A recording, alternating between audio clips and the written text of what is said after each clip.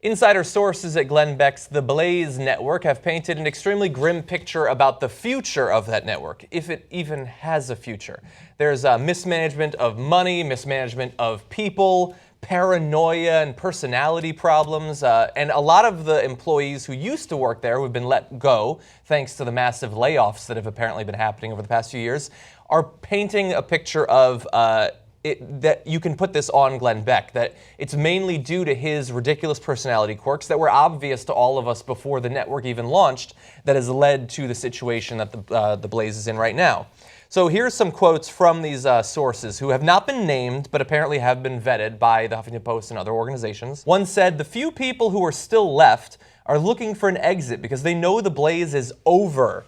They haven't told us straight up that they're done with us, but all the signs point to it. And they're not replacing people who are laid off or get out." Michelle Fields, who you might be familiar with, said that theblaze.com is currently suffering from a lack of editorial direction, staff attrition, and internal discord, and that the mood among employees is somber as they've watched a 25-member editorial team get whittled down to 6 people. Now, there's a lot more to that, but how much does it anger you that they had the resources to have a 25-member deep editorial board? So let me provide some context there.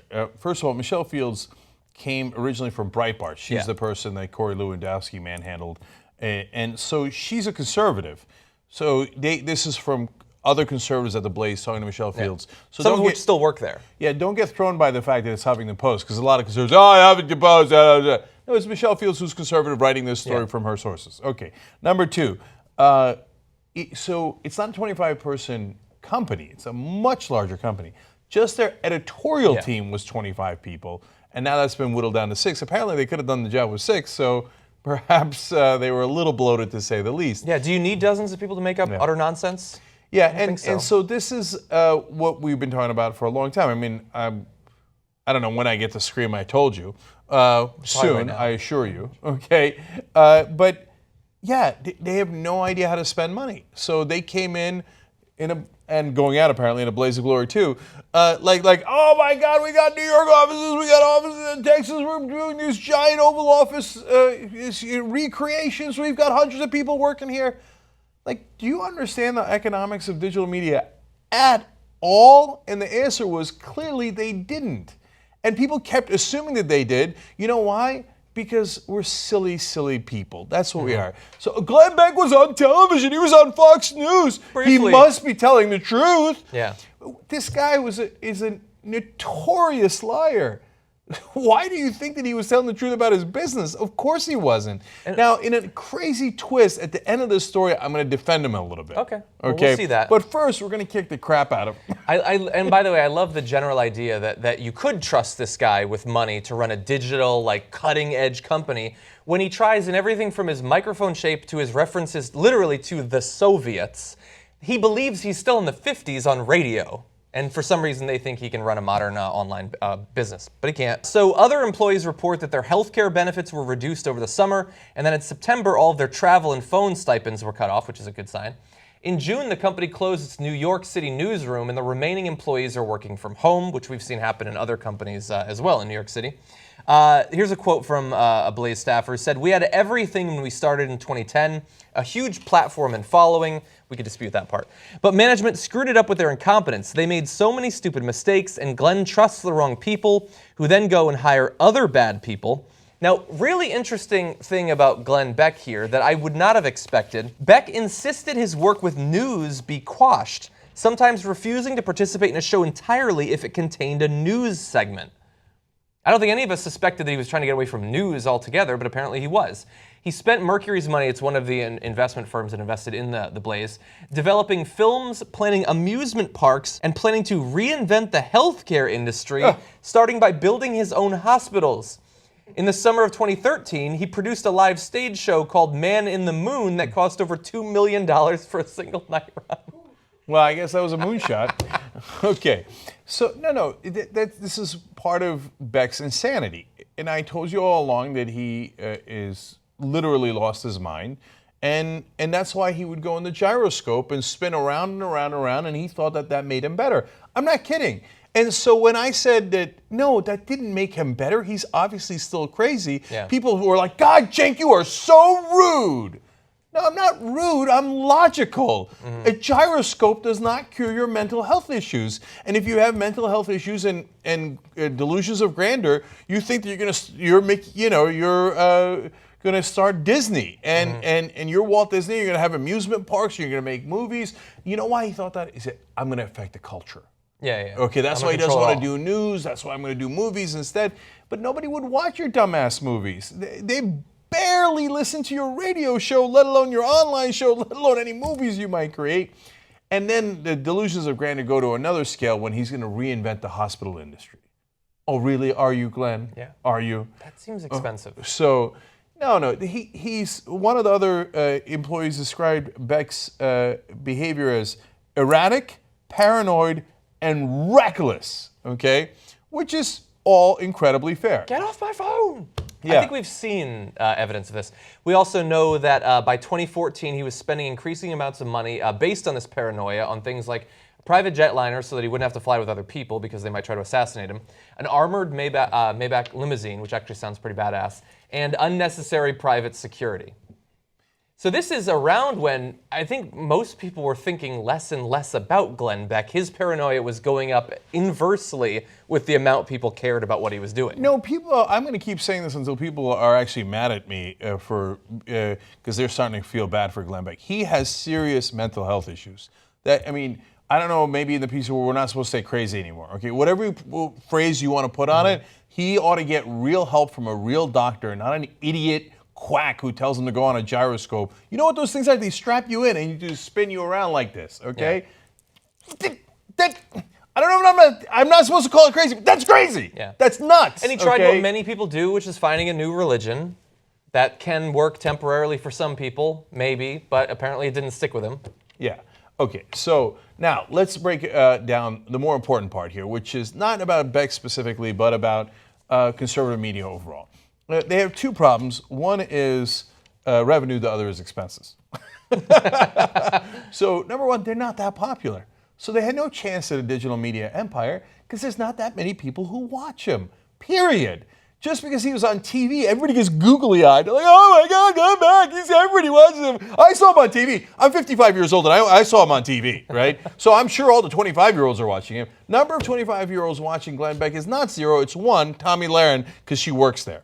Okay, that's it. Nobody to Blaze. Which young people are like, wait, no, God, guys, I got to get home right away. The Blaze is on.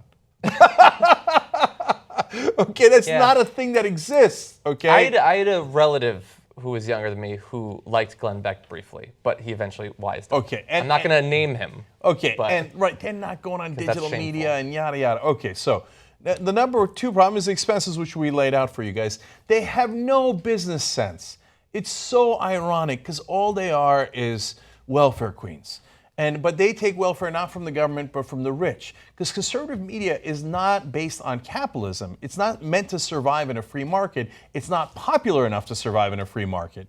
It's meant to be propaganda for the rich. So, for example, now we're making fun of the Blaze. Breitbart still exists, Breitbart.com. And so people are like, well, that's really successful. No, it's not. It has the same number of crappy viewers the Blaze does, a minuscule amount.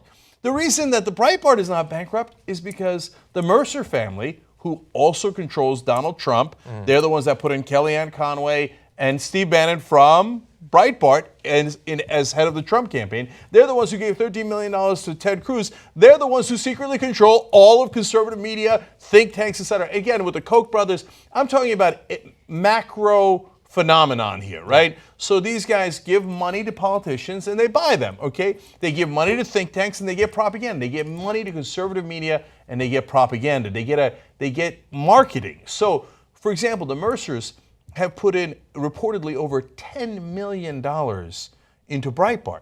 Breitbart's not profitable either. In a free market, Breitbart would go down in a blaze of glory too. They'd be out of business tomorrow if their real purpose wasn't marketing for their daddies. And we've seen this in a number of other fields as well. I mean, Fox Business, that is just business class welfare to advance conservative economic philosophies. Almost every best-selling conservative book from all these authors who think they're such hot shit, they're just being bought up by the think tanks and by PACs. Huge quantities of books bought up all at one time and then given out to people who don't want them and won't read them. And the idea is that if you make it seem like conservative ideas are popular, then some people, because we are simple primates, will then go along with it. But whether it's the movies, whether it's the books, whether it's the websites or the channels, except for maybe Fox News, it's all being subsidized. There's no industry in America more subsidized than conservative thought and ideas. That's absolutely right, because if you think about it, it does make sense for the really rich and powerful to do this. Because if you spend even $100 million in all this media, which is an enormous amount of money, one tax break for the Koch brothers or the Mercers could be worth $1 billion. It could be worth $10 billion. So that's a great return on investment. They're buying propaganda. I remember when I first read that the Weekly Standard had a circulation. It's a neoconservative magazine from the old days. I guess they're still around, but no one knows, right? It has circulation of 80,000 people. 80,000 people? That's half a Young Turks video. Okay, so no, it is inconceivable that you could possibly be profitable at 80,000 circulation. New York Post, it's not like they're making an investment that's going to turn the corner. Ever since Murdoch has owned it, for as long as the eye can see, it has lost $50 million a year. 80,000. Think Tank added more than 80,000 subscribers in August. That's exactly right. Where are the millions of dollars from billionaires? Shower me with cash. It doesn't happen. Because that's not the game we play. We play in the free market. We actually have to win. We actually have to get an audience. We have to make money, etc. These guys are all welfare queens. So so now finally you're thinking, are you ever going to get to Glenn Beck's defense? So my slight defense of him is this. At least he apparently did not sell out to those guys. Because the other way that you could have kept Blaze going is, Daddy Mercer, what do you need me to say? Okay, Daddy Koch, what do you need me to say? And I'm surprised he didn't with the Koch brothers largely agree with him. And maybe they did, and it just wasn't enough to pay for all of his private airlines and Maybach limousines. And those are not cheap. Yeah, I do think he deserves credit for opposing Donald Trump. That is something. He loses all the credit because he was actually for Ted Cruz, but he deserves something. He didn't go along with Donald Trump. That is the only thing in his favor. That's right. And if he had gone along with Donald Trump, maybe Robert Mercer would have given him another $10 million and he could have kept going for another couple of years. Maybe Donald Trump would have given him some money if he had it. No, He A, doesn't have it, and B, wouldn't ever give it to him. So look, guys, the Blaze is likely over. I love how one of their executives now says, no, this is Project Phoenix, Blaze 2.0. Yeah, if it's Phoenix, that means it already burned to the ashes. So don't tell me it didn't, because that means it's already over, and now you're trying to resuscitate it. Secondly, Blaze CEO Stuart Podveen said, the black cloud of negativity and pessimism is slowly being replaced by a new wave of optimism about our future. Look, you can't call people pessimistic if they've already been fired. Yeah. The editorial team, you fired 19 of them. No, don't be overly pessimistic. I mean, you're fired, go home. But don't be pessimistic on your way home. I mean, look, there's going to be a little bit of optimism as the chemicals in the Kool-Aid start to seep through your body. Briefly, you'll feel better. It doesn't end well, though. Yeah. So, in the end, told you. Of course, they don't have enough viewers. They were spending like drunk sailors. We told you that from day one. Of course, their management is horrific. They're conservatives. If you are not attached to logic and reason, look, you might get some Daddy Warbucks money, but at some point, gravity is gravity, and you're going to fall because it's real. And in the real world, your war on math does not work out. Eventually, you run out of money.